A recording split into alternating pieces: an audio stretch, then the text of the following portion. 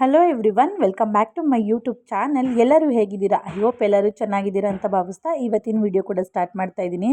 ಇನ್ನು ಬೆಳಗ್ಗೆನೇ ಎದ್ದು ಬಾಗಿಲೆಲ್ಲ ತೊಳೆದು ಮನೆಯೆಲ್ಲ ಪೂಜೆ ಎಲ್ಲ ಮುಗಿಸ್ಕೊಂಡು ದೇವ್ರ ಸಾಮಾನೆಲ್ಲ ತೊಳೆದು ಪೂಜೆ ಎಲ್ಲ ಮಾಡಿದೆ. ಇವಾಗ ನಾವು ಸಾಯಿಬಾಬಾ ದೇವಸ್ಥಾನಕ್ಕೆ ಬಂದಿದ್ದೀವಿ. ಇವತ್ತು ಗುರುಪೂರ್ಣಿಮಾ ಇದ್ದಿದ್ದರಿಂದ ಇಲ್ಲೂ ಕೂಡ ಫಂಕ್ಷನ್ ಇತ್ತು. ಗುರುಪೂರ್ಣಿಮಾ ದಿನದ ಪೂಜೆ ಇತ್ತು. ಇಲ್ಲಿಗೆ ಬಂದಿದ್ದೀವಿ. ನಮ್ಮ ಮನೆ ಹತ್ರನೇ ಇರೋ ನಿಯರ್ ಬೈ ದೇವಸ್ಥಾನ ಇದು. ತುಂಬ ಚೆನ್ನಾಗಿ ಅಲಂಕಾರ ಮಾಡಿದರು. ಸರಿ, ಮಕ್ಕಳು ಸ್ಕೂಲ್ಗೆ ಹೋಗೋಷ್ಟೊತ್ತಿಗೆ ಮಕ್ಕಳನ್ನು ಕೂಡ ಕರ್ಕೊಂಡು ಹೋಗ್ಬಿಟ್ಟು ಆಮೇಲೆ ಮಕ್ಕಳನ್ನ ಸ್ಕೂಲಿಗೆ ಬಿಡೋಣ ಅಂತ ಅಂದ್ಬಿಟ್ಟು ಇವಾಗ ದೇವಸ್ಥಾನಕ್ಕೆ ಕರ್ಕೊಂಬಂದಿದ್ವಿ. ನಾನು ಅಂದ್ಕೊಂಡಿದ್ದೆ ಪ್ರತಿ ವರ್ಷ ಕೂಡ ಕ್ರೌಡ್ ಇರ್ತಾಯಿತ್ತು, ಇವಾಗೂ ಅದೇ ರೀತಿ ಇರುತ್ತಂತ ಸ್ವಲ್ಪ ಬೇಗ ಹೋಗೋಣ ಅಂತ ಅಂದ್ಬಿಟ್ಟು ಬೇಗ ಬಂದಿದ್ವಿ. ಅಷ್ಟೇನು ಕ್ರೌಡ್ ಏನು ಇರಲಿಲ್ಲ. ತುಂಬ ಚೆನ್ನಾಗಿ ಬೇಗ ದರ್ಶನ ಕೂಡ ಆಯಿತು. ಮಕ್ಕಳನ್ನ ಕೂಡ ಕರ್ಕೊಂಡೋಗಿದ್ದಕ್ಕೆ ಅವರು ಕೂಡ ನೋಡ್ತಾರಲ್ವ. ಇನ್ನು ಮತ್ತೆ ಸಂಜೆ ಟೈಮಲ್ಲಿ ಎಲ್ಲ ಕೆಲ್ಸಕ್ಕೆ ಹೋಗಿರೋರೆಲ್ಲ ಬಂದುಬಿಡ್ತಾರೆ. ಇನ್ನು ದೇವಸ್ಥಾನ ಕೂಡ ರಶ್ ಆಗಿಬಿಡುತ್ತೆ. ದೇವ್ರು ಕೂಡ ನಿಂತ್ಕೊಂಡು ಒಂದು 2 ನಿಮಿಷ ನೋಡಲಿಕ್ಕಾಗಲ್ಲ ಅಂತ ಹೇಳ್ಬಿಟ್ಟು ನಾವು ಈ ರೀತಿಯಾಗಿ ಬೇಗನೆ ಹೋಗಿದ್ವಿ ದೇವಸ್ಥಾನಕ್ಕೆ. ತುಂಬ ಚೆನ್ನಾಗಿ ನಮಗೆ ದರ್ಶನ ಕೂಡ ಆಯಿತು. ಇನ್ನು ಇಲ್ಲಿ ಸಾಯಿಬಾಬಂಗೆ ಹಾಲಿನ ಅಭಿಷೇಕ ಕೂಡ ಮಾಡ್ತಾಯಿದ್ರು. ಮಾಡೋಂಥವ್ರು ಮಾಡ್ಬೋದಾಗಿತ್ತು. ನಮಗೆ ತುಂಬ ಟೈಮ್ ಕಡಿಮೆ ಇತ್ತು, ಯಾಕಂದರೆ ಮಕ್ಕಳನ್ನ ಸ್ಕೂಲಿಗೆ ಕೂಡ ಕಳಿಸ್ಬೇಕಾಗಿತ್ತು. ತುಂಬ ಟೈಮ್ ಕಡಿಮೆ ಇತ್ತು ಅಂತ ಅಂದ್ಬಿಟ್ಟು ನಾವೇನು ಆ ಕಡೆ ಹೋಗಲಿಲ್ಲ.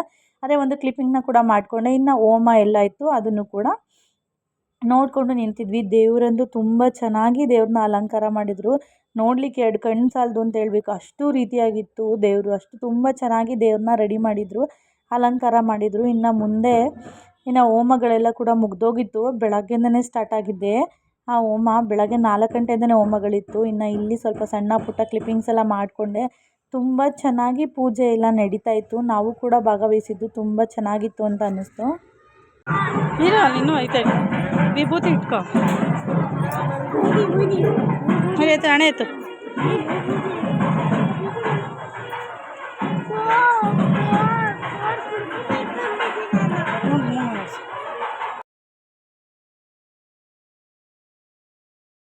ಇನ್ನು ದೇವಸ್ಥಾನದಿಂದ ಹೊರಗಡೆ ಬಂದರೆ ಇಲ್ಲಿ ಸಾಯಿಬಾಬನ ಫೋಟೋಗಳೆಲ್ಲ ಮಾರ್ತಾಯಿದ್ರು. ಇನ್ನು ಅಲ್ಲಿ ತುಪ್ಪದ ದೀಪ ಕೂಡ ತೊಗೊಂಡು ಅಲ್ಲಿ ಕೂಡ ಹಚ್ಬೋದಾಗಿತ್ತು. ಇಲ್ಲೂ ಕೂಡ ಅಲ್ಲಿ ಹಚ್ಚಿದ ತಕ್ಷಣ ಹಾಗೆ ತೆಗೆದು ಅಲ್ಲಿ ಒಳಗಡೆನೇ ಹಾಕ್ತಾಯಿದ್ರು. ಅದರಿಂದ ನಾವು ಕೂಡ ಇಲ್ಲೇನು ಹೋಗಿಲ್ಲ. ಅಲ್ಲಿ ಪ್ರಸಾದ ಕೊಡ್ತಾಯಿದ್ರು, ಅದನ್ನು ಕೂಡ ಈಸ್ಕೊಂಡು ಸರಿ ಮಕ್ಳಿಗೆ ತಿನ್ನಿಸ್ಬಿಟ್ಟು ಹಾಗೆ ಸ್ಕೂಲಿಗೆ ಕರ್ಕೊಂಡು ಹೋಗೋಣ, ಟೈಮ್ ಆಗುತ್ತೆ. ಆಲ್ರೆಡಿ ನಮಗೆ 8:45 ಆಗೋಗ್ಬಿಟ್ಟಿತ್ತು. ಸರಿ ಬೇಗ ತಿನ್ನಿಸ್ಕೊಂಡು ಮತ್ತೆ ಕರ್ಕೊಂಡು ಹೋಗೋಣ. ಇನ್ನು ಬಾಕ್ಸ್ ಕೂಡ ಕಟ್ಟಬೇಕಾಗಿತ್ತು, ಮಕ್ಳಿಗೆ ಸ್ಕೂಲಿಗೆ ಕೂಡ ಬಿಡಬೇಕಾಗಿತ್ತು. ಟೈಮ್ ಆಗಿಬಿಡುತ್ತೆ ಅಂತ ಹೇಳ್ಬಿಟ್ಟು ಮಕ್ಳಿಗೆ ಇಲ್ಲೇ ಪ್ರಸಾದನ ತಿನ್ನಿಸ್ಕೊಂಡು ಕರ್ಕೊಂಡು ಹೋಗ್ತಾಯಿದ್ದೀನಿ.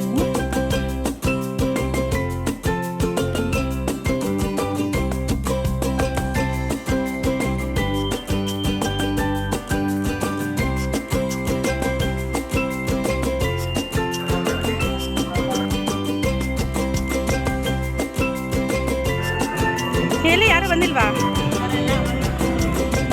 ಹೆಂಗ್ತೀರಿ? ಹಂಗೆ ಹೋಗ್ಲಿ, ಹಂಗೆ ನಿಂತ್ಕೊಳ್ರ.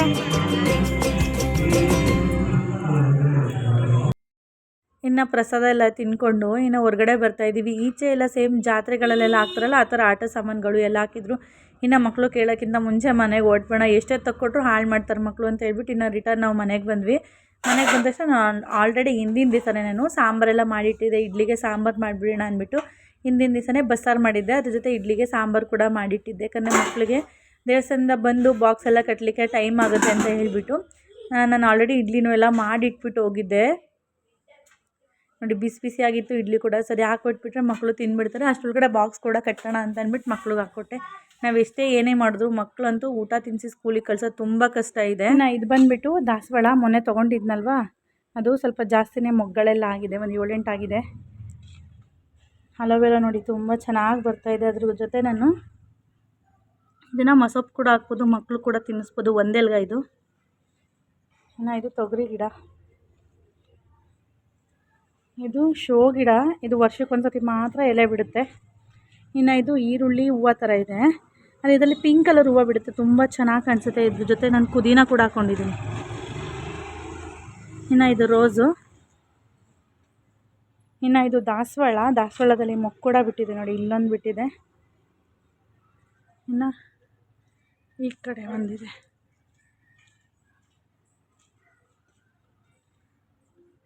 ಎರಡು ಬಿಟ್ಟಿದೆ,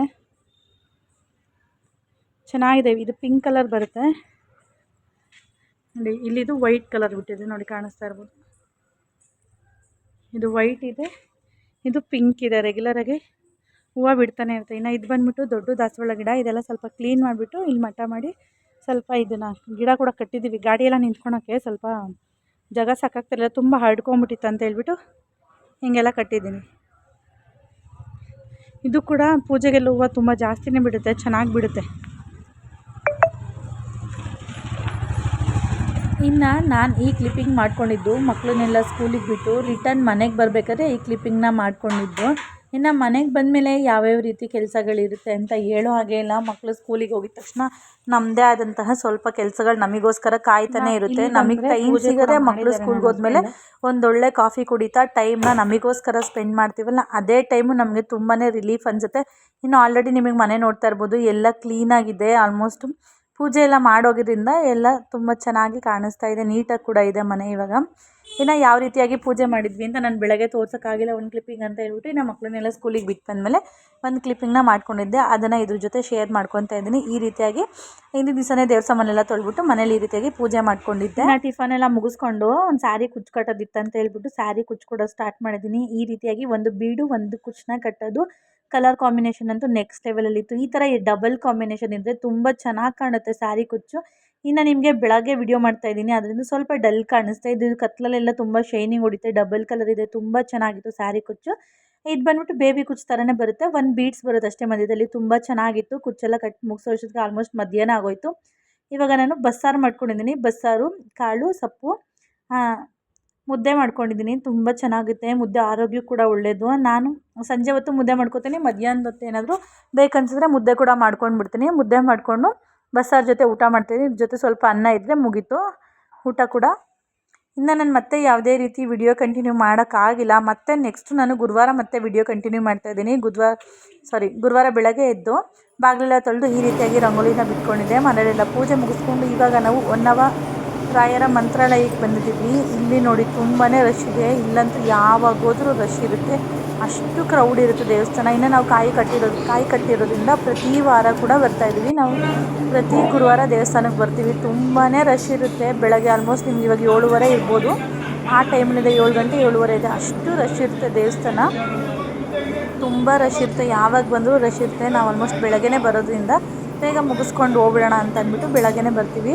ತುಂಬ ಚೆನ್ನಾಗಿ ದೇವ್ರ ದರ್ಶನ ಕೂಡ ಆಯಿತು. ರಾಯರನ್ನ ನಿಂತ್ಕೊಂಡು ಒಂದು 2 ನಿಮಿಷ ಕಣ್ಣಂಚಲ್ಲೇ ನೋಡ್ಕೊಂಡು ನಿಂತಿದ್ದಾಯಿತು. ತುಂಬ ಚೆನ್ನಾಗಿ ದರ್ಶನ ಕೂಡ ಆಯಿತು ರಾಯರದು. ಇನ್ನು ಯಾರ್ಯಾರೆಲ್ಲ ಹೋಗಿದ್ದೀರಾ ರಾಯರ ಮಠಕ್ಕೆ ಅಂತ ನನಗೆ ಕಮೆಂಟ್ ಸೆಕ್ಷನಲ್ಲಿ ಕಮೆಂಟ್ ಕೂಡ ಮಾಡಿ. ಯಾಕಂದರೆ ಈ ನಡುವೆ ಕಮೆಂಟ್ಗಳು ಬರ್ತಾಯಿಲ್ಲ, ಅಷ್ಟು ವ್ಯೂಸ್ ಬರ್ತಾಯಿಲ್ಲ. ಹಾಗಾಗಿದೆ ಯೂಟ್ಯೂಬಲ್ಲಿ ವೀಡಿಯೋಸ್ ಮಾಡೋದ ಬೇಡವಾ ಆ ರೀತಿ ಅಂತ ಅನಿಸಿದೆ. ನಾನು ತುಂಬ ಎಫರ್ಟ್ ಹಾಕಿ ವೀಡಿಯೋಸ್ನ ಮಾಡ್ತಾಯಿದ್ದೀನಿ, ಅದಕ್ಕೆ ತಕ್ಕಂತೆ ಪ್ರತಿಫಲ ಕೂಡ ಸಿಗಲಿ ಅಂತ ರಾಯರ ಹತ್ರ ಕೇಳ್ಕೊತೀನಿ.